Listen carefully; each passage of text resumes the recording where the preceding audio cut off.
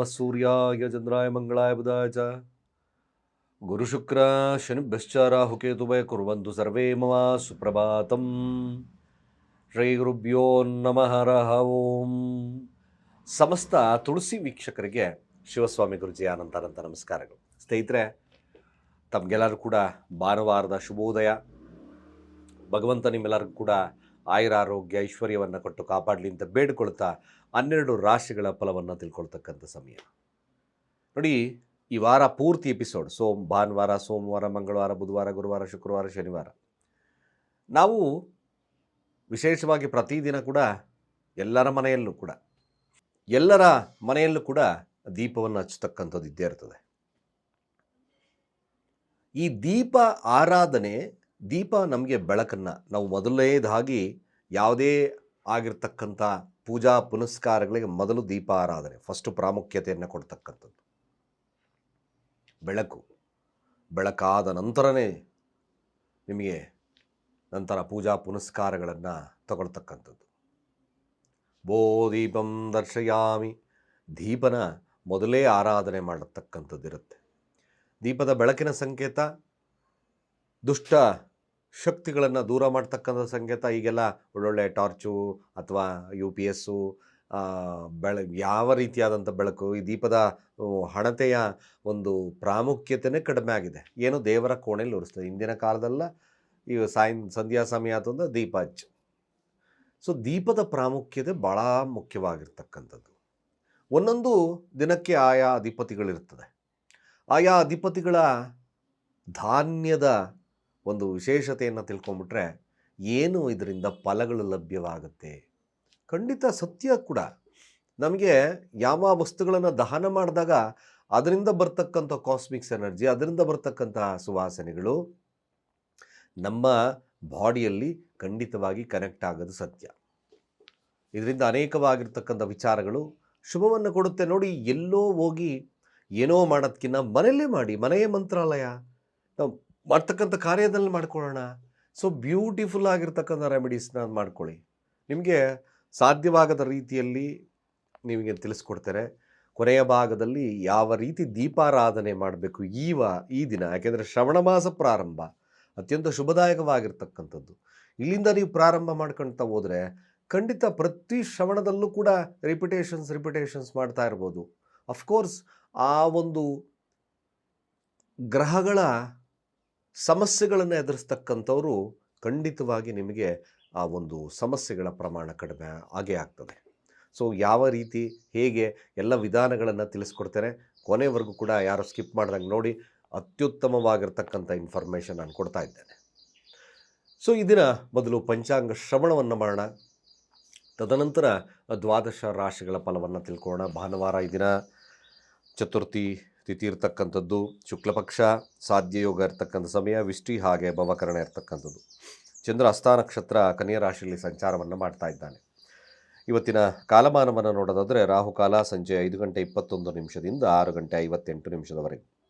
ಯವಗಂಡ ಕಾಲ ಮಧ್ಯಾಹ್ನ 12 ಗಂಟೆ 31 ನಿಮಿಷದಿಂದ 2 ಗಂಟೆ 8 ನಿಮಿಷದವರೆಗೆ. ಹಾಗೆ ಗುಳಿಕ ಕಾಲ ಮಧ್ಯಾಹ್ನ 3 ಗಂಟೆ 44 ನಿಮಿಷದಿಂದ ಸಂಜೆ 5 ಗಂಟೆ 21 ನಿಮಿಷದವರೆಗೆ. ಹಾಗೆ ಈ ದಿನ ದುಷ್ಟ ಮುಹೂರ್ತ ಭಾಗವನ್ನು ನೋಡೋದಾದರೆ ಸಂಜೆ 5 ಗಂಟೆ 14 ನಿಮಿಷದಿಂದ 6 ಗಂಟೆ 17 ನಿಮಿಷದವರೆಗೂ ಕೂಡ. ಹಾಗೆ ಕಂಟಕ ಮೃತ್ಯುದೋಷ ಇರ್ತಕ್ಕಂಥದ್ದು ಬೆಳಗ್ಗೆ 10 ಗಂಟೆ 13 ನಿಮಿಷದಿಂದ 11 ಗಂಟೆ 6 ನಿಮಿಷದವರೆಗೂ.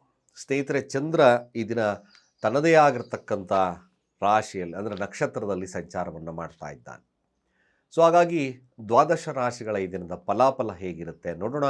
ಮೊದಲು ಮೇಷರಾಶಿಯವರ ಫಲ ನೋಡಿ. ಮೇಷರಾಶಿಯವರು ಆರೋಗ್ಯದ ಬಗ್ಗೆ ಸ್ವಲ್ಪ ಎಚ್ಚರ. ತನ್ನ ತಾಯಿ ಆರೋಗ್ಯದಲ್ಲಿ ಸ್ವಲ್ಪ ವ್ಯತ್ಯಾಸಗಳು ಕೂಡ ಕಂಡುಬರುತ್ತೆ. ಹಾಸ್ಪಿಟಲ್ ವಿಸಿಟ್ ಮಾಡ್ತಕ್ಕಂಥ ಸನ್ನಿವೇಶಗಳು ಕೂಡ ಈ ದಿನ ತೋರಿಸುತ್ತೆ. ಕೆಲಸದಲ್ಲಿ ಸ್ವಲ್ಪ ಮಟ್ಟಿಗೆ ಹಿನ್ನಡೆ ಅನುಭವಿಸ್ತಕ್ಕಂಥದ್ದು ಇರುತ್ತೆ. ತನ್ನದೇ ಆಗಿರ್ತಕ್ಕಂಥ ನಕ್ಷತ್ರದಲ್ಲಿ ಕೂಡ ಸಂಚಾರವನ್ನು ಮಾಡ್ತಿದ್ರು ಕೂಡ ಶನಿಯ ದೃಷ್ಟಿ ಇದೆ. ಶನಿಯ ದೃಷ್ಟಿ ಇರೋದ್ರಿಂದ ವಕ್ರದೃಷ್ಟಿ, ಸ್ವಲ್ಪ ಮಂದಗತಿ, ಸ್ವಲ್ಪ ಶತ್ರುಬಾಧೆ, ಆರೋಗ್ಯದಲ್ಲಿ ವ್ಯತ್ಯಾಸಗಳು, ಕೋಪ, ನಷ್ಟ ಇವೆಲ್ಲ ತೋರಿಸ್ತದೆ ಮೇಷರಾಶಿಯವ್ರಿಗೆ. ಯೂಶಲಿ ಈ ಥರದ ಸಮಸ್ಯೆಗಳನ್ನು ತಾವು ಈ ದಿನದ ಘಟನೆಗಳಲ್ಲಿ ಮೇಷರಾಶಿಯವರು ನಡೆಯೋದ್ರಿಂದ ಮ್ಯಾಕ್ಸಿಮಮ್ ನಿಮಗೆ ಹೇಳ್ತೀನಿ, ಆರೋಗ್ಯದಲ್ಲಿ ಎಚ್ಚರ, ತ್ರಯಂಬಕ ಮಂತ್ರಗಳನ್ನು ಹೇಳ್ಕೊಳ್ಳಿ. ವ್ಯಾವಹಾರಿಕವಾಗಿ ಸ್ವಲ್ಪ ನಷ್ಟವಾಗಿರ್ತಕ್ಕಂಥ ದಿನವಾದ್ದರಿಂದ ಸ್ವಲ್ಪ ಮೇಷರಾಶಿಯವರು ಸಮಾಧಾನದ ವಾತಾವರಣ, ಕೋಪ ನಿಯಂತ್ರಣದಲ್ಲಿಟ್ಕೊಂಡ್ರೆ ಒಳ್ಳೆಯದಿರುತ್ತೆ. ಆದಷ್ಟು ಕೂಡ ನೀವು ಈ ದಿನ ಮ್ಯಾಕ್ಸಿಮಮ್ ದುರ್ಗಾರಾಧನೆ ಅಥವಾ ಶಿವನ ಮಂತ್ರಗಳನ್ನು, ಅಷ್ಟೋತ್ತರಗಳನ್ನು ಅಥವಾ ತ್ರಯಂಬಕ ಮಂತ್ರಗಳನ್ನು ಹೇಳ್ಕೊಳ್ತಕ್ಕಂಥದ್ದು ಮೇಷರಾಶಿಯವ್ರಿಗೆ ಅತ್ಯುತ್ತಮ. ಹಣಕಾಸು ವಹಿವಾಟುಗಳು ಸ್ವಲ್ಪ ಹಿನ್ನಡೆ ಇರ್ತದೆ, ಅಷ್ಟು ಉತ್ತಮ ಇರೋದಿಲ್ಲ. ಸ್ವಲ್ಪ ಜಾಗರೂಕತೆ. ಯಾವುದೂ ಅತಿಯಾಗಿ ತಗೋಬೇಡಿ ದಿನ. ಸಾಲದ ಚಿಂತನೆಗಳು, ಅಯ್ಯೋ ಸಾಲ ಇದೆಯಪ್ಪ ಹೆಂಗಪ್ಪ ಮಾಡೋದು, ಈ ಥರದ ಚಿಂತನೆಗಳನ್ನು ಮೇಷರಾಶಿಯವರು ಬಿಟ್ಬಿಡಿ. ಕೆಲಸ ಇಲ್ಲಪ್ಪ ಏನು ಮಾಡೋದು, ಜಸ್ಟ್ ರಿಲ್ಯಾಕ್ಸ್ ಆ್ಯಂಡ್ ಗೋ. ಇದೇ ಬೇಡಬೇಕಾಗಿರೋದು ಮೇಷರಾಶಿಯವರಿಗೆ. ಅತಿಯಾದ್ದು ಮೆಲಾಂಕನಿಯಾಗಿ ಏನು ತಗೋಬೇಡಿ, ಸಾಧಾರಣವಾಗಿ ತಗೊಳ್ಳಿ, ಒಳ್ಳೆದಿರುತ್ತೆ. ನಾನು ಹೇಳಿದಾದ ಕೆಲಸಗಳನ್ನು ಮಾಡ್ಕೊಳ್ಳಿ, ಒಳ್ಳೆಯದಾಗುತ್ತೆ ಕೂಡ. ಹಾಗೆ ವೃಷಭ ರಾಶಿಯವರ ಫಲಾಫಲ ಹೇಗಿರುತ್ತೆ? ವೃಷಭ ರಾಶಿಯವ್ರಿಗೆ ತುಂಬಾ ಕ್ರಿಯೇಟಿವ್ ಆಗಿರ್ತಕ್ಕಂಥ ನಾಲೆಡ್ಜ್ ಇರ್ತಕ್ಕಂಥ ಸಮಯವಾದರೂ ಕೂಡ ಸಣ್ಣ ಪುಟ್ಟ ಲೇಸಿನೆಸ್ ಕಾಡುತ್ತೆ. ಈ ಸೇಲ್ಸು ಮತ್ತೊಂದು ಈ ಫೀಲ್ಡ್ ವರ್ಕು ಆ ಥರ ವಿಚಾರಗಳಲ್ಲಿ ಇರ್ತಕ್ಕಂಥವ್ರಿಗೆ, ಕ್ರಿಯೇಟಿವ್ ಫೀಲ್ಡಲ್ಲಿರ್ತಕ್ಕಂಥವ್ರಿಗೆ ಸ್ವಲ್ಪ ಮಟ್ಟಿಗೆ ಹಿನ್ನಡೆದಾಯಕವಾಗಿರ್ತಕ್ಕಂಥ ಒಂದು ಕಾಲವಾಗ್ತದೆ. ಬಟ್ ಏನಪ್ಪ, ವೃಷಭ ರಾಶಿಯವರಿಗೆ ಒಂದು ಸಾಧಾರಣವಾಗಿರ್ತಕ್ಕಂಥ ಫಲಾನುಫಲಗಳಿರುತ್ತೆ. ಯಾವಾಗಲೂ ಕೂಡ ಒಂದು ಕ್ರೇಜಿನೆಸ್ ಜಾಸ್ತಿ ಇರತಕ್ಕಂಥ ಸಂದರ್ಭ. ಸ್ವಲ್ಪ ಈಗೋಸ್ಟಿಕ್ ಕೂಡ ಜಾಸ್ತಿ ಇರ್ತದೆ, ಈಗೋಸ್ಟಿಕ್ ನೇಚರ್ ಜಾಸ್ತಿ ಇರುತ್ತೆ. ಅಯ್ಯೋ ಪ್ರಯತ್ನದಲ್ಲಿ ಅಷ್ಟೊಂದು ಲಾಭ ಬರಲಿಲ್ವಲ್ಲ ಅಂತಕ್ಕಂಥದ್ದು ಕೂಡ ಇರುತ್ತೆ. ಸ್ವಲ್ಪ ಪೊಸೆಸಿವ್ನೆಸ್ ಅಂದರೆ ಸ್ವಾರ್ಥ ಬುದ್ಧಿಯ ದಿನವಾಗಿ ಉಳಿತಕ್ಕಂಥದ್ದು ವೃಷಭ ರಾಶಿಯವರಿಗೆ ತೋರಿಸುತ್ತೆ. ಹಣಕಾಸು ವಹಿವಾಟುಗಳು ಒಂದು ಸಾಧಾರಣವಾಗಿರ್ತಕ್ಕಂಥ ದಿನ. ವೃಷಭ ರಾಶಿಯವರಿಗೆ ಒಂದು ಎಲ್ಲ ವಿಚಾರಗಳನ್ನು ತಗೊಂಡಾಗಲೂ ಕೂಡ ಒಂದು ಈ ದಿನ ಸಾಧಾರಣವಾಗಿರ್ತಕ್ಕಂಥ ಫಲಾನುಫಲಗಳಿರುತ್ತೆ. ನಿಮ್ಮ ಪ್ರೀತಿ ಪಾತ್ರರೊಟ್ಟಿಗಿನ ಬಾಂಧವ್ಯದಲ್ಲಿ ಸಣ್ಣ ಪುಟ್ಟ ಸಮಸ್ಯೆಗಳು ಬರ್ತಕ್ಕಂಥದ್ದು ಇರ್ತದೆ. ಅದು ಉಪಶಮನವಾಗಿಬಿಡುತ್ತೆ ಕೊನೆಗೆ, ಅಂತ ಮ್ಯಾಕ್ಸಿಮಮ್ ಏನಂತ ರೀಚ್ ಆಗೋದಿಲ್ಲ. ಸಮಾಧಾನದ ವಾತಾವರಣ ಇದ್ದರೆ ವೃಷಭ ರಾಶಿಯವ್ರಿಗೆ ಅದೇ ವರದಾನ, ಖಂಡಿತವಾಗಿ ಒಳ್ಳೆಯದಾಗುತ್ತೆ. ದುರ್ಗಾ ದೇವತೆಯ ಆರಾಧನೆ ಭಾಳ ವಿಶೇಷವಾಗಿರ್ತಕ್ಕಂಥ ಫಲಗಳನ್ನು ಕೊಡುತ್ತೆ. ಮಿಥುನ ರಾಶಿಯವರ ಫಲ ನೋಡಿ. ಮಿಥುನ ರಾಶಿಯವರಿಗೆ ಬರೇ ಗೊಂದಲ. ನಾನು ಮಾಡಿದ ತಪ್ಪಾಯಿತು, ನಿರ್ಧಾರ ತಪ್ಪಾಯಿತು, ಅಥವಾ ನಾನು ನಿರ್ಧಾರ ತೊಗೊಂಡಿದ್ದು ತಪ್ಪಾಯಿತು, ಇವೆಲ್ಲ ವಿಚಾರಗಳು 200% ಬರ್ತದೆ. ನಿಮ್ಮ ಆಲೋಚನೆಗಳು, ನಿಮ್ಮ ಬುದ್ಧಿಯ ಶಕ್ತಿ, ವಕ್ರನಾಗಿರ್ತಕ್ಕಂಥ ಶನಿ ದಶಮದಲ್ಲಿದ್ದಾನೆ. ಎಂಥ ಕೆಲಸ ಮಾಡಿದೆ ನಾನು ತೊಗೊಂಡಿರ್ತಕ್ಕಂಥ ಒಂದು ಈ ನಿರ್ಧಾರ ತಪ್ಪಾಯ್ತೇನೋ ಅಂತಕ್ಕಂಥ ಮನೋಭಾವತೆ ಇರುತ್ತೆ. ಜಸ್ಟ್ ಕೂಲಾಗಿ ಹ್ಯಾಂಡಲ್ ಮಾಡಿ. ನಿಮ್ಗೆ ಅದನ್ನೇ ನಾನು ಹೇಳ್ತಾ ಇದ್ದೇನೆ. ಮಿಥುನ ರಾಶಿ ನೆಮ್ಮದಿಯನ್ನು ತಗೊಳ್ಳೋಕ್ಕೆ ಸ್ವಲ್ಪ ಒದ್ದಾಟಗಳನ್ನು ಮಾಡಿಸ್ತೀರ. ಸ್ವಲ್ಪ ಹಿಂದೆ ಮುಂದೆ ಆಗ್ಬೋದು. ಆತಂಕದ ವಾತಾವರಣ ಇರ್ಬೋದು. ಶುಕ್ರನೊಟ್ಟಿಗೆ ಇದ್ದಾನೆ ಚಂದ್ರ. ಇವೆಲ್ಲ ಆತಂಕದ ವಾತಾವರಣ. ಏನಾಗ್ತದೋ, ಮನೆಯಲ್ಲಿ ಏನಾಗ್ತದೋ, ಯಾವ ರೀತಿ ಏನಾಗ್ಬೋದು, ಇವೆಲ್ಲ ಕಾಡುತ್ತೆ ಸ್ವಲ್ಪ. ಹಾಗಾಗಿ ಮಿಥುನ ರಾಶಿಯವರು ಆದಷ್ಟು ಕೂಡ ಶಾಂತ ಸ್ವಭಾವದಿಂದ ಇದನ್ನೆಲ್ಲ ತಗೊಳ್ಳಿ. ಅತಿಯಾದಂಥ ಮನಸ್ಸಿಗೆ ಒತ್ತಡಗಳನ್ನು ಮಾಡ್ಕೋಬೇಡಿ. ಸಾಮಾನ್ಯವಾಗಿ ಯೋಚನೆ ಮಾಡಿ. ಸಾಮಾನ್ಯವಾಗಿರ್ತಕ್ಕಂಥದ್ದೇ ಈ ದಿನ ನಿಮಗೆ ಈ ದಿನದ ಪಾಠ. ಸಾಧಾರಣವಾಗಿ ಸಮಸ್ಯೆಗಳು ತುಂಬ ಡಿಸ್ಟರ್ಬೆನ್ಸ್ ಆತಂದರೆ ಒಂದು ಇಡೀ ತಗೊಂಡು ನಿವಾಳಿಸ್ಬಿಟ್ಟು ಯಾವ್ದಾರ 3 ರಸ್ತೆಗಳಿಗೆ ಆಗ್ತಕ್ಕಂಥ ಕೆಲಸವನ್ನು ಮಾಡಿ. ತುಂಬ ಪ್ರೆಷರ್ ನಿಮ್ಮ ತಲೆಗೆ ನೋವು ಮತ್ತೊಂದು ಕೊಡ್ತಕ್ಕಂಥ ಸಾಧ್ಯತೆಗಳು ಬರ್ತದೆ.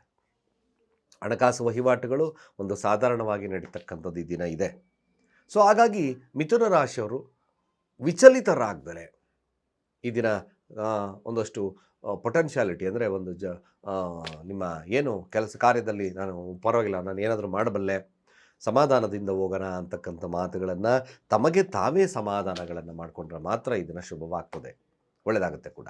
ಕಾರ್ಯದಲ್ಲಿ ಸ್ವಲ್ಪ ಚೆನ್ನಾಗಿ ನಡೀತಕ್ಕಂಥ ಕಾರ್ಯಗಳು ಸ್ವಲ್ಪ ಮಂದಗತಿಯಲ್ಲಿ ನಡೀಬೋದು. ಬಟ್ ಅಫ್ಕೋರ್ಸ್ ಅಂಥ ಮೇಜರಾಗಿ ಸಮಸ್ಯೆಗಳು ಬರ್ತಕ್ಕಂಥದ್ದು ಕಡಿಮೆ ಇರತಕ್ಕಂಥದ್ದೇ. ಮನಸ್ಥಿತಿ ಮೇಲೆ ಡಿಪೆಂಡೆನ್ಸಿ ಇರುತ್ತೆ. ಮಿಥುನ ರಾಶಿ ಸಾಧ್ಯವಾದಷ್ಟು ವ್ಯಾಪಾರ ವಹಿವಾಟುಗಳಲ್ಲಿ ತಕ್ಕ ಮಟ್ಟಿಗೆ ಉತ್ತಮವಾಗಿರ್ತಕ್ಕಂಥ ಸಾಧನೆಗಳನ್ನು ತಗೊಳ್ತೀರಾ. ಸಾಂಸಾರಿಕ ಜೀವನ ಕೂಡ ಸ್ವಲ್ಪ ಚೆನ್ನಾಗಿರುತ್ತೆ. ಸ್ವಲ್ಪ ಗೊಂದಲವನ್ನು ಬಿಟ್ಟು ಚೆನ್ನಾಗಿದ್ದರೆ ಈ ದಿನ ಬ್ಯೂಟಿಫುಲ್. ಕಟಕ ರಾಶಿ ಭಾಳ ಪ್ರಯತ್ನದ ಮೇರೆಗೆ ನಾನು ಲಾಭವನ್ನು ತಗೋಬೇಕು ಅಂತಕ್ಕಂಥದ್ದು ಇರುತ್ತೆ. ಸಣ್ಣ ಪ್ರಯಾಣಗಳನ್ನು ಕಾಣ್ತಕ್ಕಂಥದ್ದು ಇರುತ್ತೆ. ಸಣ್ಣ ಈ ಕಾರ್ ಡೀಲರ್ಸು ಮತ್ತೊಂದು ಈ ಥರದವ್ರಿಗೆ ಸ್ವಲ್ಪ ಶುಭದಾಯಕವಾಗಿರ್ತಕ್ಕಂಥದ್ದು ಕಟಕ ರಾಶಿಯವ್ರಿಗಿದೆ. ಪ್ರಯತ್ನದಿಂದ ಲಾಭ ಅಷ್ಟೇ. ಅಧಿಕವಾಗಿರ್ತಕ್ಕಂಥ ಪ್ರಯತ್ನ, ಅಧಿಕವಾಗಿರ್ತಕ್ಕಂಥ ಪ್ರಯತ್ನ ಪಟ್ಟರು ಕೂಡ ಯಾಕೋ ಸ್ವಲ್ಪ ವಿಳಂಬ ಆಯಿತು ಅಂತಕ್ಕಂಥ ಒಂದು ಮನಸ್ಥಿತಿ ಬರ್ತದೆ. ಸೊ ಕಟಕ ರಾಶಿ ಪ್ರಯಾಣಗಳು ಇದ್ದಕ್ಕಿದ್ದಾಗೆ ಸ್ಥಗಿತವಾಗಬಹುದು. ದೂರ ಪ್ರಯಾಣಗಳು, ಅಲ್ಪ ಪ್ರಯಾಣಗಳಲ್ಲಿ ತೃಪ್ತಿ ಪಡುತ್ತೆ. ಮಾತುಕತೆ ವಿಳಂಬವಾಗ್ತಕ್ಕಂಥ ಸಾಧ್ಯತೆಗಳಿರುತ್ತೆ. ಸೊ ಹಲವಾರು ರಿಪಿಟೇಷನ್ಸ್ ಮಾಡಿ. ಕಟಕ ರಾಶಿಯವರು ಏನಾದರೂ ಮಾಡ್ತಾಯಿದ್ರೆ, ಇವತ್ತೊಂದು ಕೆಲಸ ಮಾಡ್ತಾಯಿದ್ದೀನಿ, ಆಗ್ತಾ ಇಲ್ಲ, ಯಾಕೋ ಆಗ್ತಾ ಇಲ್ಲ, ಜಸ್ಟ್ ಟೇಕ್ ಅನದರ್, ಇನ್ನೊಂದು ಸತಿ ಟ್ರೈ ಮಾಡಿ. ಅದು ಸ್ವಲ್ಪ ಮಟ್ಟಿಗೆ ನಿಮಗೆ ಶುಭದಾಯಕವಾಗ್ತದೆ, ಲಾಭವನ್ನು ತಂದುಕೊಡ್ತಕ್ಕಂಥ ಸಾಧ್ಯತೆಗಳು ಕೂಡ ಬರ್ತದೆ. ಕಟಕ ರಾಶಿಯಲ್ಲೇ ಕೂಡ ಗುರುವಿನ ಅನುಗ್ರಹ ಇರೋದ್ರಿಂದ ಸ್ವಲ್ಪ ಶುಭವಾಗುತ್ತೆ. ನಷ್ಟಾಧಿಪತಿ ದೃಷ್ಟಿ ಅಂದರೆ ನಷ್ಟದಲ್ಲಿರ್ತಕ್ಕಂಥ ಕುಜನ ದೃಷ್ಟಿ ಇರೋದ್ರಿಂದ ಸಹೋದರ ಸಂಬಂಧಗಳಲ್ಲಿ ಸ್ವಲ್ಪ ಎಚ್ಚರದಿಂದ ಮಾತಾಡಿ, ಕೋಪದಿಂದ ವರ್ತನೆಯನ್ನು ಮಾಡಬೇಡಿ. ಇದು ಸ್ವಲ್ಪ ಎಚ್ಚರ. ಈ ವಿಚಾರದಲ್ಲಿ ಸ್ವಲ್ಪ ಸಾಧ್ಯವಾದರೆ ತೊಗರಿಬೇಳೆ ದಾನವನ್ನು ಮಾಡ್ತಕ್ಕಂಥದ್ದು ಭಾಳ ಮುಖ್ಯವಾಗುತ್ತೆ. ವಿಷ್ಣುವಿನ ಸಹಸ್ರನಾಮವನ್ನು ಪಠಣೆಯನ್ನು ಮಾಡಿದ್ರೆ ಸ್ವಲ್ಪ ಮನಸ್ಸಿಗೆ ಶಾಂತಿ, ಮಾಡ್ತಕ್ಕಂಥ ಕಾರ್ಯಗಳಲ್ಲಿ ಸ್ವಲ್ಪ ಅಭಿವೃದ್ಧಿ ಆಗುತ್ತೆ, ಒಳ್ಳೆಯದಾಗುತ್ತೆ. ಸಿಂಹರಾಶಿಯ ಫಲಾಫಲ ಹೇಗಿರುತ್ತೆ? ಸೊ ಸಿಂಹರಾಶಿಯ ಫಲವನ್ನು ನೋಡಿದಾಗ ಹೆಚ್ಚಿನ ಅಂದ್ರೆ ಭಾಳ ಮುಖ್ಯವಾಗಿ ಸಿಂಹರಾಶಿಯವರು ತಮ್ಮ ಕುಟುಂಬದ ಮೇಲೆ ಹೆಚ್ಚಿನ ಒಂದು ಮಾತುಕತೆಗಳು, ಅದರ ಮೇಲೆ ಕಾನ್ಸಂಟ್ರೇಷನ್ ಮಾಡ್ತಕ್ಕಂಥ ಸಾಧ್ಯತೆಗಳು ಕೂಡ ಬರುತ್ತೆ. ಹಾಗೂ ಕೆಲಸದಲ್ಲಿ ಹಣಕಾಸಿನ ವಿಚಾರಗಳು, ಸಾಲ ಹೇಗೆ ತೀರಿಸ್ಕೋಬೇಕು ಅಂತಕ್ಕಂಥ ವಿಚಾರಗಳು ಕೂಡ ಬರುತ್ತೆ. ಹಣದಲ್ಲಿ ಅಡಚಣೆಗಳು ಬಂದರೂ ಸ್ವಲ್ಪ ಉಪಶಮನ, ಮನೆಯವರ ಒಂದು ತಾಯಿ ಅಥವಾ ಮತ್ತೊಬ್ಬರು ಸಹಾಯ ಹಸ್ತದ ಒಂದು ಅಭಿವೃದ್ಧಿ ಸಿಗ್ತಕ್ಕಂಥದ್ದು ಸಿಂಹರಾಶಿಯವರಿಗೆ ಬರುತ್ತೆ. ನೀವು ಒಂದು ದೃಢ ನಿರ್ಧಾರಗಳನ್ನು ಮಾಡ್ತೀರ ಹಣಕಾಸಿನ ಬಗ್ಗೆ, ಕುಟುಂಬದ ಬಗ್ಗೆ. ಇವೆಲ್ಲ ಮುಂದೆ ಬರ್ತಕ್ಕಂಥ ಸಮಯಕ್ಕೆ ಶುಭವಾಗ್ತಕ್ಕಂಥದ್ದು ಸಿಂಹರಾಶಿಯವರಿಗೆ ಕಂಡು ಬರ್ತಾ ಇದೆ. ಸಿಂಹರಾಶಿಯವ್ರಿಗೆ ಸ್ವಲ್ಪ ಆರೋಗ್ಯದ ಬಗ್ಗೆ ಸಣ್ಣ ಪುಟ್ಟ ವ್ಯತ್ಯಾಸಗಳು ಕಾಣಿಸ್ಕೊಂಡ್ರೂ ಒಂದು ಸಾಧಾರಣವಾಗಿರ್ತಕ್ಕಂಥ ದಿನ ಇರುತ್ತೆ. ಶಿವನ ಆರಾಧನೆಯನ್ನು ಮಾಡ್ಕೊಳ್ಳಿ. ವ್ಯಾಪಾರ ವಹಿವಾಟುಗಳು ಸ್ವಲ್ಪ ಸಾಧಾರಣವಾಗಿ ನಡೀತದೆ. ಸಿಂಹರಾಶಿಯವ್ರಿಗೆ ಈ ದಿನ ಸಾಧ್ಯವಾದಷ್ಟು ಈ ಥರದ ಒಂದು ಸಣ್ಣ ಸಮಾಧಾನದ ವಾತಾವರಣ ಇಟ್ಕೊಂಡ್ರೆ ಶುಭವಾಗ್ತದೆ ಕೂಡ. ಕನ್ಯಾ ರಾಶಿಯ ಫಲಾಫಲ ಹೇಗೆ? ತನ್ನ ಚಿಂತನೆಗಳು ಹಾಗೆ ಲಾಭದ ಚಿಂತನೆಗಳನ್ನು ಮತ್ತು ಹಣಕಾಸಿನ ವಿಚಾರಗಳನ್ನು ಸ್ವಲ್ಪ ನೀವೇ ಡಿಸ್ಕಷನ್ಸ್ ಮಾಡ್ತಕ್ಕಂಥ ಸಾಧ್ಯತೆಗಳು ಬರುತ್ತೆ. ಕೆಲವೊಂದು ಸಹಾಯ ಯಾರನೋ ಏನೋ ವಿಚಾರ ಕೇಳಿದ್ದೆ ಅಥವಾ ಯಾವುದೋ ಒಂದು ವಿಚಾರದಲ್ಲಿ, ಹಣಕಾಸಿನ ವಿಚಾರದಲ್ಲಿ ಅವರ ಸಹಾಯ ಕೇಳಿದ್ದೆ ಹೇಗೆ ಎಂತಕ್ಕಂಥ ಕಾರ್ಯಗಳಲ್ಲಿ ಸ್ವಲ್ಪ ಆಲೋಚನಾ ಶಕ್ತಿಗಳನ್ನು ಮಾಡ್ತೀರ. ಬಟ್ ಸ್ವಲ್ಪ ಸ್ನೇಹಿತರ ವರ್ಗದಿಂದ ಸ್ವಲ್ಪ ಲಾಭದಾಯಕವಾಗಿರ್ತಕ್ಕಂಥ ವಾತಾವರಣವನ್ನು ಕನ್ಯಾ ರಾಶಿಯವರು ನಡೀತದೆ.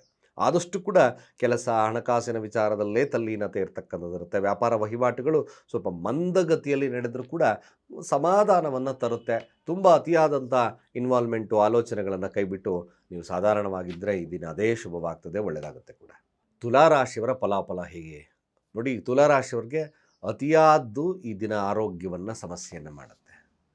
ಏನೇ ಕೆಲಸ ಮಾಡ್ತೀವಿ, ಕೆಲಸ ಮಾಡ್ತಲೇ ಇರೋದು, ಅದು ಕೂಡ ಸ್ವಲ್ಪ ಸಮಸ್ಯೆಯನ್ನು ತರುತ್ತೆ. ಸೋಂಬೇರಿತನ, ಮಲ್ಕೊಂಡೇ ಇರೋದು, ಅದರ ಸೋಂಬೇರಿತನ ಮಾಡುತ್ತೆ. ಎಲ್ಲ ಸ್ವಲ್ಪ ನಷ್ಟದಲ್ಲಿ ಇರೋದ್ರಿಂದ ಕೆಲಸದಲ್ಲಿ ಸ್ವಲ್ಪ ಒತ್ತಡ ಇರ್ತಕ್ಕಂಥ ಸಮಸ್ಯೆಗಳು ಬರುತ್ತೆ. ಆಧ್ಯಾತ್ಮಿಕವಾದಂಥ ಚಿಂತನೆಗಳನ್ನು ಮಾಡಿ, ದೇವಸ್ಥಾನಗಳನ್ನು ಭೇಟಿ ಮಾಡಿದ್ದೀನ, ಮಸ್ಟ್ ಆ್ಯಂಡ್ ಶುಡ್ ಮಾಡಿ. ತುಲಾರಾಶಿಯವರು ಯಾವ ದುರ್ಗಾ ದೇವಸ್ಥಾನವನ್ನು ಭೇಟಿ ಮಾಡಿ, ಅಲ್ಲೇ ಕುತ್ಕೊಂಡು ಓಂ ರೀಂ ದುಂ ದುರ್ಗಾ ಯೈ ನಮಃ 21 ಬಾರಿ ಮಂತ್ರವನ್ನು ಹೇಳಿ. ಸ್ವಲ್ಪ ಸಾಂತ್ವನ ಸಿಗುತ್ತೆ. ಆರೋಗ್ಯದಲ್ಲಿ ಬರ್ತಕ್ಕಂಥ ಸಮಸ್ಯೆಗಳು, ಕೆಲಸದಲ್ಲಿ ಟೆನ್ಷನ್ಸ್ಗಳು, ಹಣಕಾಸಿನ ವ್ಯವಸ್ಥೆ ಇದರಲ್ಲಿ ಸ್ವಲ್ಪ ಮಟ್ಟಿಗೆ ಶುಭದಾಯಕವಾಗ್ತದೆ. ಯಾವುದೇ ರೀತಿಯಾದ ಹೆಚ್ಚಿನ ಬಂಡವಾಳವನ್ನು ಈ ದಿನ ಹೂಡದಲೇ ಸಾಧಾರಣವಾಗಿರ್ತಕ್ಕಂಥ ದಿನವಾದ್ದರಿಂದ ಸ್ವಲ್ಪ ಎಚ್ಚರದಿಂದ ಕಳೆಯೋದು ಒಳ್ಳೆಯದು. ವೃಶ್ಚಿಕ ರಾಶಿಯವರಿಗೆ ಈ ದಿನದ ಫಲಾಫಲ ಹೇಗೆ? ಅಫ್ಕೋರ್ಸ್ ವೃಶ್ಚಿಕ ರಾಶಿಯವರಿಗೆ ಸ್ವಲ್ಪ ಭಾಗ್ಯದ ಉದಯ, ಅಂದರೆ ಇದ್ದಕ್ಕಿದ್ದಾಗೆ ಧನಾಗಮ ಬರ್ತಕ್ಕಂಥದ್ದು, ಕೆಲವಾರು ಒಂದು ಮೂಲಗಳಿಂದ ಹಣಕಾಸಿನ ವ್ಯವಸ್ಥೆಯಲ್ಲಿ ಶುಭದಾಯಕವಾಗಿರ್ತಕ್ಕಂಥ ವಾತಾವರಣ ಕೂಡ ಬರೆಯುತ್ತೆ. ಬಟ್ ಜ್ಞಾನ ಮಾತ್ರ ಭಾಳಷ್ಟು ಈ ದಿನ ನೀವು ಸಾತ್ವಿಕತೆಯಿಂದ ಯೋಚನೆಗಳನ್ನು ಮಾಡ್ತಕ್ಕಂಥ ಸಾಧ್ಯತೆಗಳು ವೃಶ್ಚಿಕ ರಾಶಿಯವರಿಗೆ ಬರುತ್ತೆ. ಕೆಲವೊಂದು ದೈವಿಕವಾಗಿರ್ತಕ್ಕಂಥ ಮನೋಭಾವ, ಸೇವಾ ಮನೋಭಾವದ ವೃತ್ತಿಗಳು ಕೂಡ ಈ ದಿನ ನಡೀತಕ್ಕಂಥದ್ದು ವೃಶ್ಚಿಕ ರಾಶಿಯವ್ರಿಗಿರುತ್ತೆ. ಹಳೆಯ ಸ್ನೇಹಿತರು ಈ ದಿನ ಭೇಟಿ ಮಾಡ್ತಕ್ಕಂಥ ಸಾಧ್ಯತೆಗಳು ತುಂಬ ಜಾಸ್ತಿ ಇದೆ. ಯಾವುದನ್ನು ಕೂಡ ಲಾಭ ಅದನ್ನು ಅತಿಯಾಗಿ ತಗೋಬೇಡಿ, ಸಾಧಾರಣವಾಗಿ ಹೋದರೆ ವೃಶ್ಚಿಕ ರಾಶಿಯವ್ರಿಗೆ ಈ ದಿನ ಚೆನ್ನಾಗಿರುತ್ತೆ, ಲಾಭನೂ ಕೂಡ ಬರುತ್ತೆ. ಹಾಗೂ ಧನುರಾಶಿಯವರ ಫಲಾಫಲ ಹೇಗೆ ನೋಡಿ? ಧನುರಾಶಿಯವ್ರಿಗೂ ಕೂಡ ಸ್ವಲ್ಪ ನೀವು ಮಾಡಿರ್ತಕ್ಕಂಥ ಕಾರ್ಯದಲ್ಲಿ ಸ್ವಲ್ಪ ಲಾಭದಾಯಕವಾಗಿರ್ತಕ್ಕಂಥ ವಾತಾವರಣ ಇರುತ್ತೆ. ಜೊತೆಗೆ ಹೆಸರು ಕೀರ್ತಿ, ಪ್ರತಿಷ್ಠೆ, ರಾಜಕೀಯವಾಗಿರ್ತಕ್ಕಂಥ ವಿಚಾರಗಳಲ್ಲಿ ಮತ್ತು ಸೈಟು, ಮತ್ತೊಂದು ಆ ಖರೀದಿ ಭಾಗ್ಯದ ಲಭ್ಯತೆ, ಚಿಂತನೆಗಳು, ಅದರ ಒಂದು ಮಾತುಕತೆಗಳು, ಅದರ ಡಾಕ್ಯುಮೆಂಟ್ಸನ್ನು ಕಲೆಕ್ಟ್ ಮಾಡ್ತಕ್ಕಂಥದ್ದು ಇವೆಲ್ಲ ಇರುತ್ತೆ. ವಿದ್ಯಾರ್ಥಿಗಳು ಮತ್ತೊಂದು ಅದರ ಚಿಂತನೆಗಳನ್ನು ಮಾಡ್ತಕ್ಕಂಥ ಸಾಧ್ಯತೆಗಳು ಇದನ್ನು ಕಾಣಿಸ್ತಾ ಇದೆ. ಸೊ ಧನುರಾಶಿ ತನ್ನ ಕೆಲಸದ ಇನ್ವಾಲ್ವ್ಮೆಂಟ್ ಇರ್ತಕ್ಕಂಥ ದಿನವಾಗುತ್ತೆ. ಏನೇ ಮಾಡಿದ್ರೂ ಕೂಡ ಒಂದು ಗಾಂಭೀರ್ಯತೆಯಿಂದ ನಡ್ಕೊಳ್ತಕ್ಕಂಥ ಸನ್ನಿವೇಶಗಳು ಬರುತ್ತೆ. ಸ್ವಲ್ಪ ಅಹಂ ಇರತಕ್ಕಂಥ ಸನ್ನಿವೇಶ ಕೂಡ ಧನುರಾಶಿಯವ್ರಿಗೆ ಈ ದಿನ ಕಾಣುತ್ತೆ. ಬಟ್ ಒಂದು ದಶಮದಲ್ಲಿ ಚಂದ್ರ ಇರೋದ್ರಿಂದ ಹೆಚ್ಚಿನದಾಗಿ ಕೆಲಸದ ಮೇಲೆ ನಿಗಾವನ್ನು ಇಡ್ತೀರಾ. ಶತ್ರುವಿನ ಮೇಲೆ ವಿಜಯವನ್ನು ಸಾಧಿಸ್ತಕ್ಕಂಥ ದಿನವೂ ಕೂಡ ಹೌದು. ಸಾಧ್ಯವಾದಷ್ಟು ನೀವು ಕೂಡ ದುರ್ಗಾ ದೇವತೆಯ ಆರಾಧನೆ ಮಾಡೋದು ಒಳ್ಳೆಯದು. ಮಕರ ರಾಶಿಯವರ ಫಲಾಫಲ ಹೇಗೆ? ಯಾವುದೇ ಆಗಿರ್ತಕ್ಕಂಥ ವಿಚಾರಗಳಿಗೆ ಸಂಧಾನದ ಮೂಲಕ ಬಗೆಹರಿತಕ್ಕಂಥ ಸಾಧ್ಯತೆಗಳು ಬರುತ್ತೆ. ಈಗ ದಾಂಪತ್ಯದಲ್ಲಿ ಸಮಸ್ಯೆ ಇತ್ತು, ಆ ದಾಂಪತ್ಯದಲ್ಲಿ ಸಮಸ್ಯೆ ಇರತಕ್ಕಂಥವ್ರಿಗೆ ಈ ಸಂಧಾನದ ಮೂಲಕ ಕೆಲವೊಂದು ಬಗೆಹರಿತಕ್ಕಂಥದ್ದು ಇರುತ್ತೆ. ವ್ಯಾಪಾರ ವಹಿವಾಟುಗಳಿಗೆ ಸ್ವಲ್ಪ ದೂರ ಪ್ರಯಾಣಗಳು, ಆ ಪ್ರಯಾಣದಲ್ಲೇ ಸ್ವಲ್ಪ ಅಡೆತಡೆ ಬರೋದ್ರಿಂದ ಸ್ವಲ್ಪ ನಿಧಾನ ಮಂದಗತಿಯಾಗುತ್ತೆ. ನೀಚ ಶುಕ್ರದಿದ್ದಾನೆ. ಸ್ವಲ್ಪ ದುರ್ಗಾದೇವತೆ ಆರಾಧನೆ ಮಾಡಿಕೊಂಡ್ರೆ ಎಲ್ಲವೂ ಶುಭದಾಯಕವಾಗ್ತದೆ. ಸಂಗಾತಿಯೊಟ್ಟಿಗಿನ ಬಾಂಧವ್ಯದಲ್ಲೂ ಕೂಡ ಶುಭ ಆಗ್ತದೆ. ಮದುವೆ ಮಾತುಕತೆಗಳ ವಿಚಾರದಲ್ಲೂ ಕೂಡ ಶುಭವಾಗುತ್ತೆ. ದುರ್ಗಾದೇವತೆಯ ಆರಾಧನೆ ಭಾಳ ಪ್ರಶಸ್ತವಾಗಿರ್ತಕ್ಕಂಥ ದಿನವನ್ನು ಮಾಡುತ್ತೆ, ಒಳ್ಳೆಯದು ಕೂಡ ಇದೆ. ಹಾಗೆ ಕುಂಭರಾಶಿಯವರ ಫಲಾಫಲ. ಯಾವುದೇ ಕಾರಣಕ್ಕೂ ಸಂಗಾತಿಯೊಟ್ಟಿಗೆ ಮನಸ್ತಾಪಗಳನ್ನು ಮಾಡ್ಕೋಬೇಡಿ. ಇಲ್ಲಾಂದರೆ ಸ್ವಲ್ಪ ಮನಸ್ತಾಪ ನೆಮ್ಮದಿಯನ್ನು ಕೆಡಿಸ್ತಿರ್ತದೆ. ಹಾಗೆ ಆ ಸಂತೋಷವನ್ನು ನೀವೇ ಹಾಳು ಮಾಡ್ಕೊಳ್ತೀರ. ನಿಗೂಢ ಕಾರ್ಯದಲ್ಲಿ ತಲ್ಲೀನತೆಯನ್ನು ಬಿಟ್ಬಿಡಿ ಕುಂಭರಾಶಿಯವರು. ಸಾಧಾರಣವಾಗಿ ಆಲೋಚನೆಗಳನ್ನು ಮಾಡ್ಕೊಳ್ಳಿ. ಹೆಚ್ಚಿನ ಒತ್ತಡಗಳನ್ನು ಇಟ್ಕೊಬೇಡಿ ದಿನ ಕುಂಭರಾಶಿಯವರು. ಶತ್ರು ಭಯ ಅಥವಾ ಆರೋಗ್ಯದಲ್ಲಿ ಸಮಸ್ಯೆಗಳು ಕಾಡ್ತದೆ. ಯಾರೊಟ್ಟಿಗೂ ಕ್ಲ್ಯಾಶಸ್ ಮಾಡ್ಕೋಬೇಡಿ. ಇದು ವೆರಿ ಇಂಪಾರ್ಟೆಂಟ್. ಇದು ಭಾಳ ಮುಖ್ಯವಾಗಿ ಅನುಸರಣೆಯನ್ನು ಮಾಡಿ. ನೀವು ಕೂಡ ದುರ್ಗಾ ದೇವತೆ ಆರಾಧನೆ ಭಾಳ ಪ್ರಶಸ್ತವಾಗಿರ್ತಕ್ಕಂಥದ್ದು. ದುರ್ಗಾ ದೇವಸ್ಥಾನವನ್ನು ಭೇಟಿ ಮಾಡ್ತಕ್ಕಂಥದ್ದು ಅತಿ ಅವಶ್ಯಕ. ಅಲ್ಲಿ ಸ್ವಲ್ಪ ತುಪ್ಪದ ದೀಪವನ್ನು ಹಚ್ಚಿ ಬೆಳಗ್ತಕ್ಕಂಥ ಕೆಲಸವನ್ನು ಮಾಡಿ. ಸ್ವಲ್ಪ ಶುಭದಾಯಕವಾಗ್ತದೆ. ಅಥವಾ ಬರ್ತಕ್ಕಂಥ ಸಮಸ್ಯೆಗಳು ಕೂಡ ಕಡಿಮೆ ಆಗುತ್ತೆ. ಹಾಗೂ ಕೊನೆಯದಾಗಿ ಮೀನರಾಶಿಯ ಫಲಾಫಲ ಹೇಗೆ? ಸೊ ಮೀನರಾಶಿಯವರ ಫಲವನ್ನು ನೋಡಿದಾಗ ಸ್ವಲ್ಪ ಮಟ್ಟಿಗೆ ಏನು ಸಂಗಾತಿಯೊಟ್ಟಿಗೆ ಸಣ್ಣ ಪುಟ್ಟ ಕ್ಲ್ಯಾಶಸ್ ಬರುತ್ತೆ, ಪ್ರೀತಿಪಾತ್ರರೊಟ್ಟಿಗೆ ಸಣ್ಣ ಪುಟ್ಟ ಕ್ಲ್ಯಾಶಸ್ ಬರುತ್ತೆ. ಬಟ್ ಎಲ್ಲ ಸಣ್ಣ ಪುಟ್ಟದ್ದೇ ಇರುತ್ತೆ, ಅತಿ ಮಾಡ್ಕೋಬೇಡಿ. ಇದು ವೆರಿ ಇಂಪಾರ್ಟೆಂಟ್ ಮೀನರಾಶಿಯವರಿಗೆ. ಮಕ್ಕಳೊಟ್ಟಿಗೆ ಉತ್ತಮ ಬಾಂಧವ್ಯವನ್ನು ಬೆಳೆಸ್ಕೊಳ್ಳಿ, ಕಿರಿಕಿರಿ ಮಾಡ್ಕೋಬೇಡಿ. ಮತ್ತು ನಿಮ್ಮ ಪ್ರೀತಿಪಾತ್ರರಿಗೆ ಎಷ್ಟು ಬೇಕೋ ಅಷ್ಟು ಮಾತುಕತೆಗಳನ್ನು ನಡೆಸಿ. ಯಾರೇ ಆಗಿರ್ಬೋದು, ಮಕ್ಕಳಾಗಿರ್ಬೋದು, ನಿಮ್ಮ ಪ್ರೀತಿಪಾತ್ರರಾಗಿರ್ಬೋದು, ನಿಮ್ಮ ಸಂಗಾತಿ ಆಗಿರ್ಬೋದು, ಎಷ್ಟು ಬೇಕೋ ಅಷ್ಟು. ಅತಿಯಾಗಿ ಯಾವುದೋ ಮಾಡ್ಕೋಬೇಡಿ. This is very very important. ಯಾವುದೇ ವಿಚಾರಗಳಲ್ಲಾಗಿರ್ಬೋದು. ಅತಿಯಾದ್ದು ಸ್ವಲ್ಪ ಸಮಸ್ಯೆಯನ್ನು ತರುತ್ತೆ. ಅತಿಯಾದಂಥ ಫ್ರೆಂಡ್ಶಿಪ್ ಕೂಡ ಸಮಸ್ಯೆಯನ್ನು ತರುತ್ತೆ ಈ ದಿನ. ಸ್ವಲ್ಪ ಶಾಂತ ರೀತಿಯಿಂದ ಇದ್ದರೆ ಅದೇ ನಿಮಗೆ ವರದಾನವಾಗಿ ಪರಿಣಾಮವನ್ನು ಬೀರ್ತಕ್ಕಂಥದ್ದಿರುತ್ತೆ. ನೀವು ಕೂಡ ದುರ್ಗಾದೇವತೆಯ ಒಂದು ಮಂತ್ರವನ್ನು ಹೇಳ್ಕೊಳ್ತಕ್ಕಂಥದ್ದು ಉತ್ತಮ. ಇಷ್ಟು ದ್ವಾದಶ ರಾಶಿಗಳ ಫಲಾಫಲ. ಸ್ನೇಹಿತರೆ ನೋಡಿ, ಮುಖ್ಯವಾಗಿರ್ತಕ್ಕಂಥ ವಿಚಾರ ಶ್ರಾವಣ ಮಾಸ. ಇವತ್ತಿಂದ ಕಾಮೆಂಟ್ಸ್ ಮಾಡಿ, ಭಾನುವಾರ ಇದ್ದೀರ. ನೀವು ನೋಡಿ, ದೀಪವನ್ನು ಉರಿಸ್ತಕ್ಕಂಥದ್ದು ಎಲ್ಲರ ವಾಡಿಕೆ. ಈ ದೀಪವನ್ನು ಉರಿಸ್ತಕ್ಕಂಥದ್ದು ಈ ದಿನ ಭಾನುವಾರವಾಗಿರೋದ್ರಿಂದ ಸೂರ್ಯನ ತತ್ವ ಅಡಕವಾಗಿರುತ್ತೆ. ಸೂರ್ಯನ ಧಾನ್ಯ ಯಾವುದು? ಗೋಧಿ. ಗೋಧಿ ಹಿಟ್ಟಿನಿಂದ ದೀಪವನ್ನಾದರೂ ಮಾಡಬಹುದು. ಅಥವಾ ನೀವು ದೀಪದೊಳಗಡೆ ಕೆಲವು ಕಾಳುಗಳನ್ನು, ಗೋಧಿಯ ಕಾಳುಗಳನ್ನು ದೀಪದಲ್ಲಿ ಹಾಕಿ ಉರಿಸ್ತಕ್ಕಂಥ ಕೆಲಸ ಮಾಡಿ. ಆ ದೀಪದ ಕೆಳಗೆ ಒಂದು ಸಣ್ಣ ತಟ್ಟೆಯಲ್ಲಿ ಗೋಧಿಯನ್ನು ಹಾಕಿ ದೀಪವನ್ನು ಹಚ್ಚಿ. ನಿಜವಾಗ್ಲೂ ಇದರಿಂದ ಸೂರ್ಯನ ಪ್ರಬಲತೆ ಜಾಸ್ತಿ ಆಗುತ್ತೆ. ಪಿತೃದೋಷ ಆದಂತಹ ನಾನಾ ರೀತಿಯಾದಂಥ ವ್ಯಾಧಿಗಳು ದೂರ ಆಗುತ್ತೆ. ಗೋಧಿಯ ಹಿಟ್ಟಿನ ದೀಪವನ್ನು ಮಾಡಿ ಅದಕ್ಕೆ ಕೊಬ್ಬರಿ ಎಣ್ಣೆ ಹಾಕಿ ಉರಿಸೋದ್ರಿಂದಲೂ ಕೂಡ ಭಾಳ ವಿಶೇಷವಾಗಿರ್ತಕ್ಕಂಥ ಫಲ ಸಿಗುತ್ತೆ. ನಿಜವಾಗ್ಲೂ ಮಾಡಿ ನೋಡಿ, ಭಾಳ ಅದ್ಭುತವಾಗಿರ್ತಕ್ಕಂಥ ಫಲಗಳು ಲಭ್ಯವಾಗೋದು ಸತ್ಯ. ಇದರಿಂದ ನಿಮ್ಮ ದೋಷಗಳು, ಸೂರ್ಯನಿಂದ ಬರ್ತಕ್ಕಂಥ ದೋಷಗಳು, ಅನೇಕ ಪಿತೃದೋಷಗಳು, ಅಡೆತಡೆಗಳು ದೂರವಾಗಿ ಸೂರ್ಯನ ಅನುಗ್ರಹ ಸಿಗುತ್ತೆ. ಆರೋಗ್ಯ, ವಿಲ್ ಪವರ್ ಜಾಸ್ತಿ ಆಗುತ್ತೆ. ಈ ಕಾರ್ಯ ನಿಮಗೆ ಅತ್ಯಂತ ಶುಭದಾಯಕವಾಗುತ್ತೆ ಅಂತ ಹೇಳ್ತಾ, ಸರ್ವೇ ಜನ ಸುಖಿನೋ ಭವಂತು.